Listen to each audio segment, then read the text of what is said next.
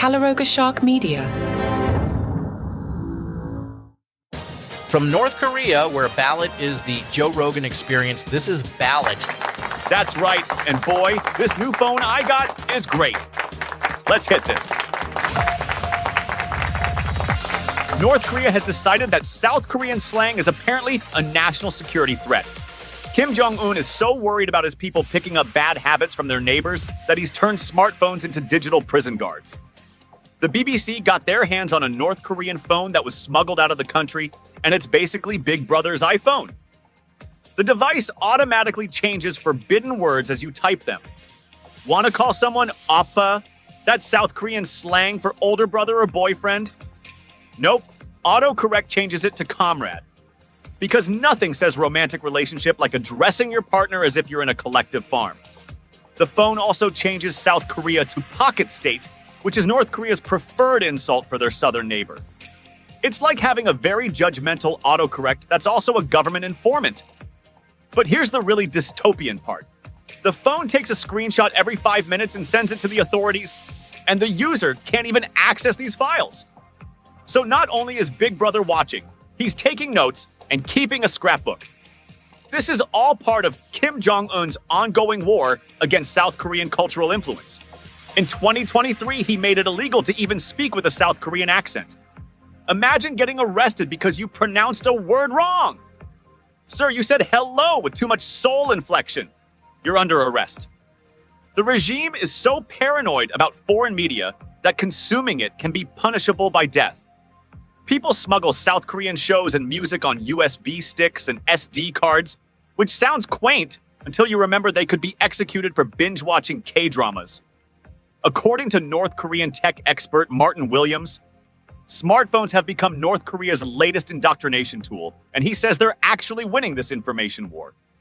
So while the rest of the world worries about social media algorithms showing us too many cat videos, North Koreans are dealing with phones that literally rewrite their thoughts in real time. Meanwhile, those North Korean soldiers who got deployed to Ukraine are reportedly gorging on uncensored internet access for the first time. Turns out when you've been living under digital totalitarianism your whole life, discovering the internet is quite the experience. Though probably not the kind of cultural exchange Kim Jong-un had in mind. Changing topics away from ridiculous dictators, President Trump has given himself a portrait makeover just months into his second term, apparently deciding his first official photo made him look a little too much like a Bond villain. The new image shows a noticeably softer Trump. Warmer lighting, a gentler expression, and what appears to be a conscious effort to look less like he's about to foreclose on an orphanage. The changes include swapping his turquoise tie for his signature red power tie and replacing the stateroom background with dramatic black. The timing is unusual. Presidents typically stick with one official portrait for their entire term. But Trump, being a former reality TV star, has always been famously conscious of his appearance.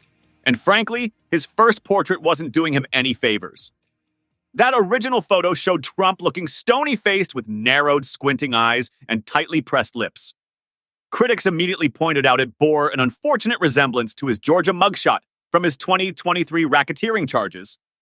You know you have an image problem when your official presidential portrait reminds people of your arrest photo. Ironically, Trump was quite proud of that mugshot. He reportedly practiced posing for it and later claimed it was the #1 selling mugshot in history that beat Elvis and beat Frank Sinatra. He even hung it on the Oval Office wall after winning the election. But apparently, when it comes to official portraits, he prefers something a little less hardened criminal chic. This isn't Trump's first portrait controversy either.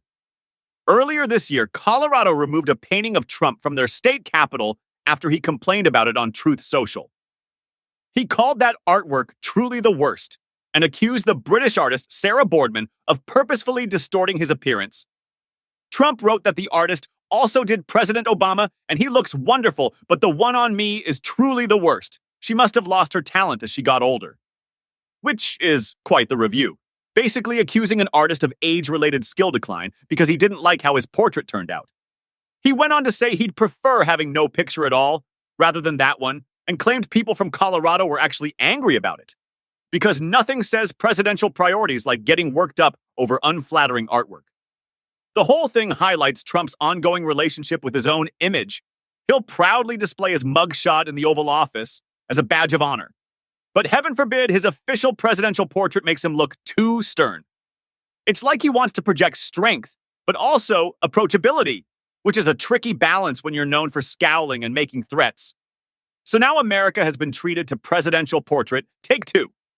Whether this softer, warmer version will stick around for the rest of his term remains to be seen.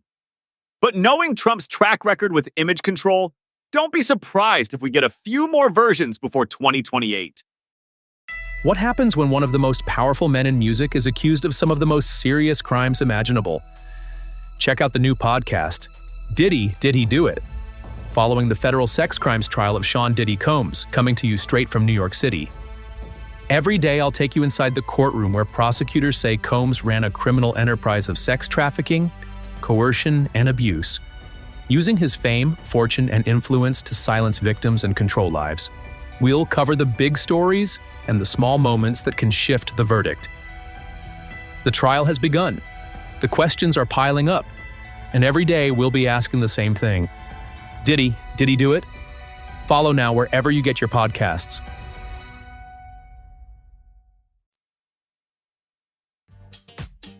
Meghan Markle has managed to turn fruit preparation into a cultural battleground.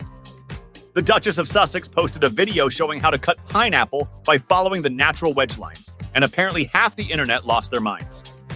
In the clip, Meghan stands with someone named Randy Karen and explains this trick where instead of just cutting a pineapple normally, you follow the natural wedges that nature has provided. She presents this as some kind of revolutionary kitchen wisdom, saying, "When nature has given you all the cues on how to have a perfect taste of something." The response was swift and brutal. Critics on social media pointed out that this technique has been around forever. One person wrote, "She acts like she discovered this method of cutting a pineapple probably lifted it from Pinterest." Another said, "I'm going to be 50, and I've known that since I was a little kid." The real issue seems to be the tone.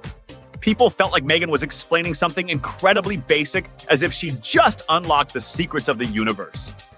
One user complained about losing brain cells watching it, while another sarcastically wrote, "Wow, groundbreaking. Wish I had thought of that." This video was apparently filmed for her Netflix lifestyle series With Love, Meghan, but didn't make it into the first season. Meghan said it was cut because there just wasn't enough time, which raises the question of what did make the cut if a pineapple tutorial got left on the editing room floor.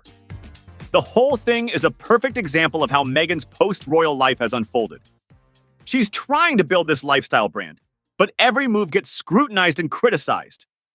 She can't even share a pineapple hack without it becoming evidence of her supposedly condescending attitude toward the public. In Meghan's world, apparently no fruit is safe from controversy. To keep up on the royal family, check out our sister podcast, Palace Intrigue. Portions of today's show were made with the help of freshly cut pineapple and AI. You know the silhouette, the squint, the voice that cuts like a blade.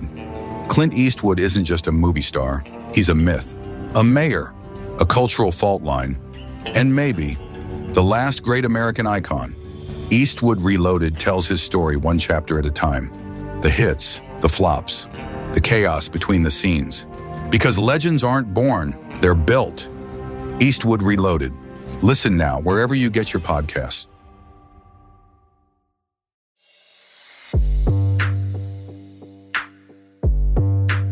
He thought cryptocurrency would set him free. Instead, it made him a target. Alessandro Romano flew to New York for a business meeting with his former partner. What he found was an elaborate trap. A luxury apartment turned torture chamber, where digital dreams become real-world nightmares. For 8 days, he endured unimaginable torture. His captors wanted his Bitcoin passwords. They had police protection. They had done this before. This is the true story of friendship turned to betrayal, innovation turned to exploitation, and one man's fight for survival against a system designed to break him. Crypto Kidnap. Available wherever you get your podcasts.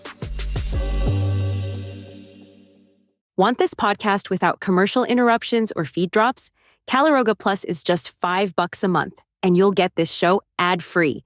Plus, we've just added the full first seasons of Eastwood Reloaded and Crown and Controversy, so you can binge listen our new series without a single interruption.